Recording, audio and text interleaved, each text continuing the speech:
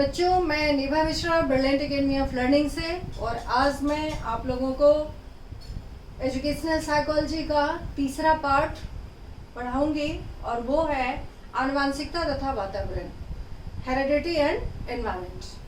तो सबसे पहले बच्चों, आप लोग सीखो कि आनुवांशिकता क्या है और वातावरण क्या है। आनुवांशिकता होता है कि माता पिता या पूर्वजों से जो गुण बच्चों में आता है उसको आनुवंशिकता कहा जाता है। मैंने इसको लिख भी दिया है यहाँ पे, आप सीखो इसको कि माता पिता से उनके बच्चों में शारीरिक गुण तथा संगठन का जीन्स के द्वारा संचरण होता है। जीन कहलाता है वो, जिसके थ्रू ये आगे के जनरेशन में माता पिता और जो पूर्वज हैं उनका गुण जो बच्चे में आता है वो जीन के थ्रू। अब कौन कौन सा गुण आएगा पूर्वजों से? तो शारीरिक संगठन और गुण, अनेक गुण एवं शारीरिक संगठन को प्राप्त करता है जो जीन के द्वारा, उसको क्या कहते हैं? आनुवंशिकता कहते हैं। समझ गए बच्चे? अब हम लोग सबसे पहले ये चीज देख लें कि आनुवंशिकता, जो किसी भी बच्चे का आनुवंशिकता से जो गुण मिलता है वो सिर्फ माँ बाप से ही नहीं आता है। किसी भी मैटरनल और पैटर्नल दोनों ही साइड के किसी भी का गुण बच्चा इनहेरिट कर सकता है। यानी फर्टिलाइजेशन के दौरान जो जीन प्रभावी होगा वही गुण बच्चे के अंदर डेवलप होगा। अब यहाँ आपको ये चीज समझना है कि ये जो गुण और शारीरिक संगठन है वो माता पिता का 50% और 50% में दादा दादी नाना नानी यानी दोनों ही साइड के कहीं से भी बच्चा गुण इनहेरिट कर सकता है। क्लियर?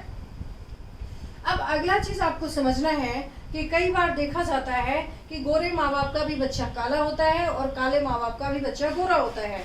तो यहाँ यही समझने वाली बात है कि वो उस पेरेंट्स के जो जिन बच्चों का इस तरह का है कि काले माँ बाप है तो बच्चा गोरा हो गया और गोरे माँ बाप है तो काला हो गया, तो वहाँ यही है कि किसी भी जनरेशन में इस तरह का होगा तो वो चीज़ बच्चा इनहेरिट किया है। और ये हो सकता है, जरूरी नहीं है कि माँ बाप काले तो बच्चे गोरे नहीं होंगे और बच्चे गोरे तो काले नहीं होंगे। इसी तरह से गुण में भी है कि कई बार होता है कि कई इंटेलिजेंट माँ बाप के बच्चे उतने इंटेलिजेंट नहीं होते, और कई बार होता है कि जो मानसिक रूप से कमजोर हैं उनके बच्चे भी इंटेलिजेंट होते हैं। तो यहाँ यही देखना है कि ये गुण जो है माता पिता के साथ साथ और भी दोनों ही साइड के, पैटर्नल और मैटरनल दोनों ही साइड से बच्चा गुण इनहेरिट करता है। अब ये गुण किसके द्वारा होता है? तो जीन के द्वारा। ये संवहन जो होता है वो जीन के द्वारा होता है। तो अब आप समझो कि ये जीन होता क्या है। ये जीन होता है कि जब फर्टिलाइज करता है तो उस टाइम में 23 जोड़े यानी 23 पेयर्स क्रोमोसोम्स का मदर का और 23 पेयर्स फादर का क्रोमोसोम्स होता है, और उसी क्रोमोसोम्स के अंदर जो है 23 जोड़े यानी 23 पेयर्स है। 22 पेयर्स जो है वो गुण संवाहक होता है, और 23वां पेयर जो होता है वो सेक्स डिटर्मिनेशन का होता है, whether the baby will be male और फीमेल। क्लियर? तो अब वही जीन जो है क्रोमोसोम्स के अंदर ही एक खास तरह का संरचना होता है जो जीन्स कहलाता है। समझ गए बच्चों? अब अगला हम लोग देखेंगे तो क्या समझे आप कि माता पिता के साथ साथ किसी भी पुरखों का, दोनों ही साइड के, माता के साइड के और पिता के साइड के किसी भी पुरखों का गुण बच्चा इनहेरिट कर सकता है। समझ गए? अब यहाँ एक ये भी समझने की चीज है कि दो जुड़वा बच्चे जब होते हैं तो अगर एक ही सेल से दो फर्टिलाइज किया तो दोनों के क्वालिटी में बहुत सिमिलैरिटी होता है। हर तरह का उसका ग्रोथ एंड डेवलपमेंट, उसके मेंटल एबिलिटी में बहुत सिमिलैरिटी होता है। अगर दो सेल फर्टिलाइज करता है तो फिर वो गुण में डिफरेंट होता है। तो ये जुड़वा बच्चों के लिए है। अब आगे हम लोग इस चीज को समझे कि आगे आप लोग ये समझो कि वातावरण क्या है, आनुवंशिकता तथा वातावरण। तो ये क्यों पढ़ रहे हो आप कि ये दो फैक्टर है जो किसी के भी व्यवहार को निर्धारित करता है। मैंने पिछले वीडियो में आपको बताया है कि शिक्षा के माध्यम से क्या करना है, व्यवहार में परिवर्तन लाना है। कंप्लीटली चेंज किसी का भी व्यवहार नहीं हो सकता, और शिक्षा का उद्देश्य यानी शिक्षा के माध्यम से व्यवहार में परिवर्तन होता है। तो वो व्यवहार जो है, व्यवहार तो हम कैसे आंकेंगे किसी का, तो वो 2 फैक्टर पे डिपेंड करेगा, हेरिडिटी और इन्वायरमेंट पे। तो अभी आप समझे हो कि हेरिडिटी क्या है, कैसे व्यवहार निर्धारित होगा आनुवंशिकता के द्वारा, तो वो सारी चीज़ें मैंने बता दिया आपको। अब दूसरा है वातावरण। अब वातावरण होता है कि जीन से जो क्वालिटी आया बच्चों के अंदर, उसको छोड़ के बाकी इन्वायरमेंट का अगर लिटरल मीनिंग करें, समझे, तो उसका होता है कि सराउंडेड बाय। तो सराउंडेड बाय मतलब कि जीन से जो गुण आया उसके बाद वो जो कैच करेगा वो अपने इन्वायरमेंट से, यानी जहाँ पे वो रह रहा है। तो इसके लिए हमने एक परिभाषा भी लिख दिया आपके लिए, समझो, सीखो आप कि उन सभी चीज़ों को, जीन्स को छोड़कर, जो गुण बच्चे के अंदर जीन के द्वारा आया है को छोड़कर, जो व्यक्ति को उत्तेजित तथा प्रभावित करता है, यानी जो गुण ऑलरेडी वो इनहेरिट किया और उसके बाद वो जब बड़ा हो रहा है और अपने चारों तरफ देख रहा है, वही सीखेगा, वही वैसा ही व्यवहार करेगा वो। और ये इन्वायरमेंट का प्रभाव गर्भाधारण, यानी मदर्स ओम से लेके ओम टू टोम बोलते हैं इसको, कि मदर के, माँ के पेट से लेकर के मृत्यु तक ये इन्वायरमेंट बच्चे को प्रभावित करता है। इसीलिए कहा जाता है कि जो प्रेग्नेंट वुमन होती है उनको अच्छे पोषण के लिए बैलेंस डाइट तो चाहिए, क्योंकि ग्रोथ जो है बच्चों का वो शुरू हो जाता है मदर्स होम से ही, ग्रोथ एंड डेवलपमेंट बोथ। और तो मदर के, और दूसरी बात है कि उसको जो बैलेंस डाइट है, इसके अलावा कहा जाता है कि उसको इन्वायरमेंट भी अच्छा मिले ताकि बच्चा पे अच्छा प्रभाव हो। आपने उसका कहानी सुना है अभिमन्यु का, कि उसको, ये तो एक कहानी है कि मदर्स होम में ही वो सीख लिया था जो उसको भेजना था, जिससे उसकी डेथ होती है। ये महाभारत में कहानी आप लोगों ने पढ़ा होगा, बचपन से ही क्लास में होता है ये सब कहानी। तो इन्वायरमेंट का यही है कि मदर्स होम टू टोम ये प्रभावित करता है बच्चों के बिहेवियर को। बच्चों मतलब कि बच्चा, वयस्क जो भी है, तो वातावरण बहुत मायने रखता है।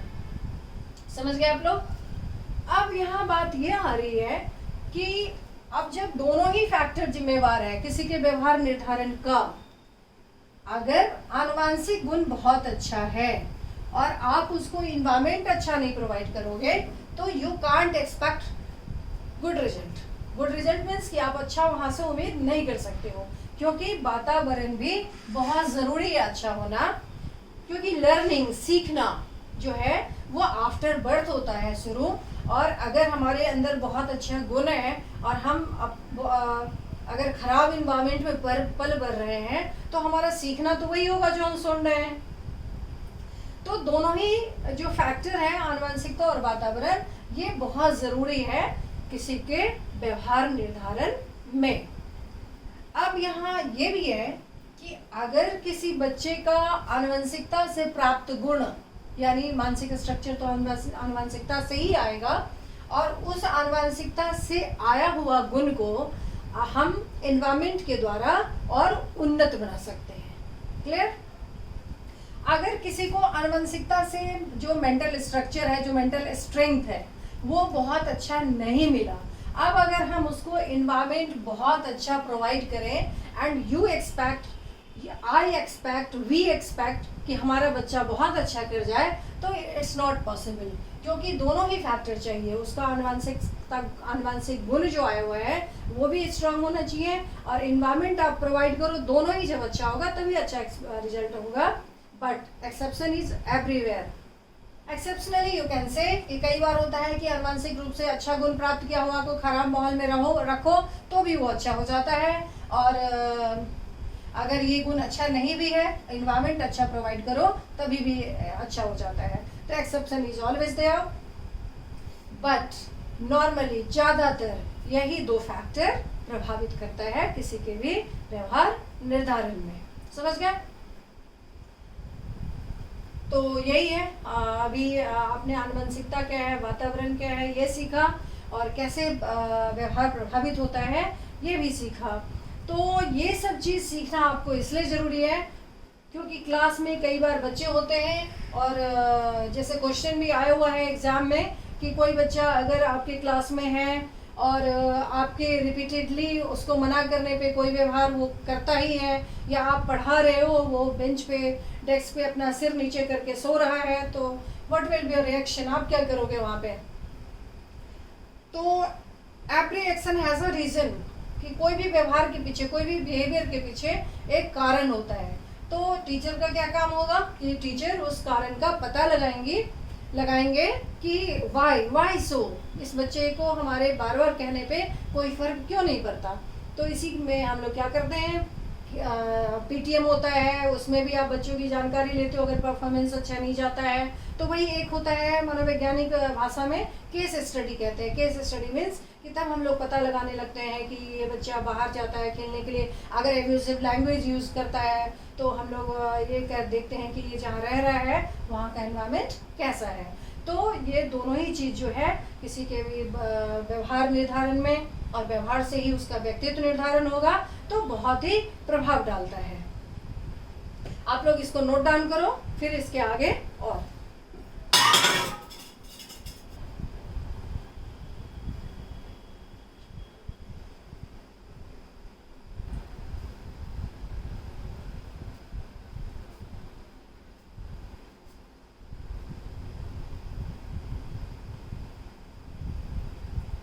बच्चों, अब हम लोग आगे डिस्कस करेंगे कि आनुवंशिकता और वातावरण जो है वो कैसे प्रभावित करता है बच्चों को। तो इसका क्या महत्व है, क्यों शिक्षक को समझना चाहिए ये सभी कुछ। तो आनुवंशिकता तथा वातावरण का महत्व बालकों की शिक्षा में काफ़ी महत्वपूर्ण है। क्यों? तो शिक्षकों के लिए भी ये दोनों गुण काफ़ी महत्वपूर्ण है। समझना शिक्षकों के लिए क्या है, ये शिक्षकों के लिए भी ये दोनों गुण समझना काफी महत्वपूर्ण है, काफी महत्वपूर्ण है। क्यों महत्वपूर्ण है? तो बालक की आनुवंशिकता तथा जैविक गुणों से परिचित होने पर तथा उसके घर परिवार एवं सामाजिक वातावरण जिसमें वे रहते हैं भली भांति अवगत होने पर शिक्षक बालकों के बौद्धिक विकास, क्यों जरूरी है वातावरण और आनुवंशिकता को समझना क्यों ज़रूरी है? तो शिक्षा के माध्यम से अगर शिक्षक को किसी बच्चे के हेरिडिटरी गुण और इन्वायरमेंट दोनों का पता है तो उससे क्या होगा, बच्चों के बौद्धिक विकास होने में, यानी शिक्षक उसको उस तरह से ट्रीट करेंगे जब उन्हें पता रहेगा बच्चे के बारे में। बौद्धिक विकास, किसी बच्चे का समायोजन अच्छा से हो सकता है, अनुशासन संबंधी समस्याओं को हल करने में समर्थ हो पाते हैं। अब ये देखो, बौद्धिक विकास होगा तो यहाँ क्या होता है, जैसे हर नए क्लास में जाने से बच्चे को एक फॉर्म फिल करने के लिए दिया जाता है, उसमें सब कुछ उसका पर्सनल रिकॉर्ड होता है, पेरेंट्स के बारे में डिटेल होता है। तो हम जब उसको पढ़ाते बच्चे को, कोई भी टीचर पढ़ाएगा तो उसके बाद बच्चों का असेसमेंट होता है, जो आप उसको असेस करते हो कितना पढ़ा, क्या है उसका, तो और बौद्धिक विकास कितना हुआ, तो वो हमारे पास रिकॉर्ड होगा ना। जब हम जानते हैं कि इसका इस तरह से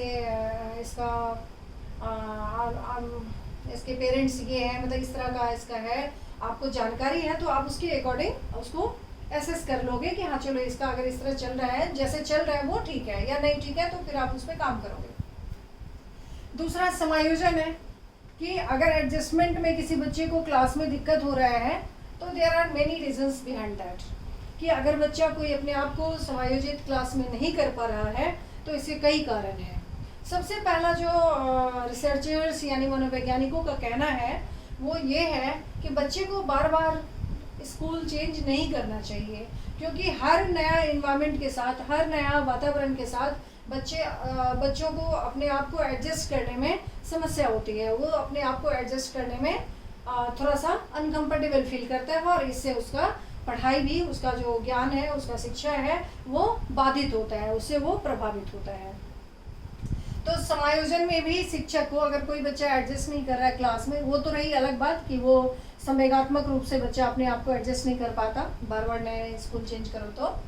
अब शिक्षक को किसी बच्चे का अगर वर्ग में समायोजन ठीक से नहीं हो रहा है या कोई उसका परफॉर्मेंस प्रॉपर नहीं चल रहा है, तो ये इन्वायरमेंट और हेरिडिटरी गुण जो है आनुवंशिक गुण, ये दोनों का पता होने पर टीचर उस बच्चे को उस तरह से टैकल कर सकती है। समायोजन का समस्या इन दिस सेंस कि अगर कोई बच्चा बुलिंग कर रहा है, कोई बच्चा बैड लैंग्वेज बोल रहा है, एब्यूसिव लैंग्वेज बोल रहा है, तो फाइंड करती टीचर कि ये कहाँ इसका उठना बैठना हो रहा है, ये जहाँ पे रह रहा है वहाँ के लोग कैसे हैं। तो इस तरह से केस स्टडी करके और पेरेंट्स को इंडिकेट करते हैं कि आप अपने बच्चे को देखो कहाँ आपका बच्चा खेलने जाता है, किस तरह के माहौल में जाता है। तो शिक्षक को कैसे मदद मिलेगा? एक तो बालक के लिए था कि माँ बाप को करना है कि बच्चे को अच्छा इन्वायरमेंट में रखो, और हेरेडिटरी गुण तो उसका जो आया है वो तो रहना ही है। और शिक्षक के लिए क्यों ज़रूरी है? क्योंकि वो भली भांति बौद्धिक विकास बच्चे का करवा पाएंगी अगर उन्हें दोनों चीज़ पता है तो। दूसरा, अगर किसी बच्चे को समायोजन में समस्या हो रहा है वर्ग में, तो उसका केस स्टडी करके वो फाइंड करेंगी कि वो क्यों कर रहा है ऐसा, और सही रीजन पता तभी चलेगा जब हम जब टीचर ये दोनों चीज़ को समझे अच्छा से, तो बच्चे को समायोजन में भी मदद मिलेगा शिक्षक के द्वारा जब ये दोनों चीज़ शिक्षक को पता है तब। तीसरा, अगर किसी बच्चे का अनुशासन संबंधी समस्या है, डिसिप्लिन ब्रेक करता है वो बार बार, तो यहाँ भी ये दो चीज़ शिक्षक को अगर पता है बच्चे के बारे में कि वो किस माहौल में रह रहा है और उसका जो है हेरिडिटरी गुण कैसा आया होगा, उसकी माता कैसी है, झगड़ालू है या अच्छे स्वभाव की हैं, उसके पिता कैसे हैं, एग्रेसिव हैं, किस स्वभाव के हैं, तो वो फाइंड करने में शिक्षक को मदद मिलता है। But exception is always there, जरूरी नहीं है कि हर केस में ही एप्लीकेबल होगा, एक आध केस इस चीज़ को नहीं भी फॉलो कर सकता है। तो इसलिए आनुवंशिकता तथा वातावरण बालक के लिए और शिक्षक दोनों के लिए समझना बहुत ज़रूरी है। मतलब बालक को अच्छा गुण मिले या कैसा मिला है, और इन्वायरमेंट तो वो मैन मेड होता है, इन्वायरमेंट पेरेंट्स अच्छा बना सकते हैं अपना, या देख सकते हैं कि उनका बच्चा कहाँ पे खेल रहा है, कहाँ जा रहा है, किसके साथ उसकी दोस्ती है, ये सब चेक कर सकते हैं। तो ये सारे कुछ अगर ये दोनों चीज़ अच्छा है या शिक्षक को पता हो तो बौद्धिक विकास, समायोजन, अनुशासन, ये सब समस्या को हल करने में मदद मिलेगा। अगला चीज़ है लॉ ऑफ हेरिडिटी। ये आप लोगों ने बायोलॉजी में पढ़ा होगा, ये आनुवंशिकता का नियम है, लॉ ऑफ हेरिडिटी, जो मेंडल के द्वारा मेंडलीफ ने ये दिया था, आप लोगों ने सभी ने पढ़ा होगा। अब ये क्या है, लॉ ऑफ हेरिडिटी क्या है? ये आनुवंशिकता का नियम यानी लॉ ऑफ हेरिडिटी जो है, जिसे मेंडल बोलते हैं इसको, ने प्रतिपादित किया था। अब ये क्या नियम, ये क्या बताता है कि जिससे पता चलता है कि एक पीढ़ी से दूसरे पीढ़ी में व्यक्तियों के गुणों में विभिन्नता क्यों और कैसे होता है। ये विभिन्नता का नियम मेंडलीफ ने क्या दिया था, मेंडल का क्या है नियम, लॉ ऑफ हेरिडिटी का, विभिन्नता का, कि एक पीढ़ी से दूसरे पीढ़ी में जो गुण में विभिन्नता पाया जाता, जिस नियम के तहत उसको लॉ ऑफ हेरिडिटी का नाम दिया था। और मटर के पौधे पे भी उन्होंने पूरा अपना प्रयोग करके दिखाया था। और ये विभिन्नता होता है, मतलब समान क्वालिटी नहीं, वो बदल के कैसे अगले जनरेशन में आएगा, इस चीज़ के लिए उन्होंने नियम दिया था। किसने दिया था? मेंडल ने दिया था। और लॉ ऑफ हेरिडिटी है वो, और वो क्या बताता वो लॉ ऑफ हेरिडिटी, कि एक पीढ़ी से दूसरे पीढ़ी में व्यक्तियों के गुणों में विभिन्नता क्यों होती है, क्यों होता है और कैसे होता है, कैसे वो अलग होते हैं।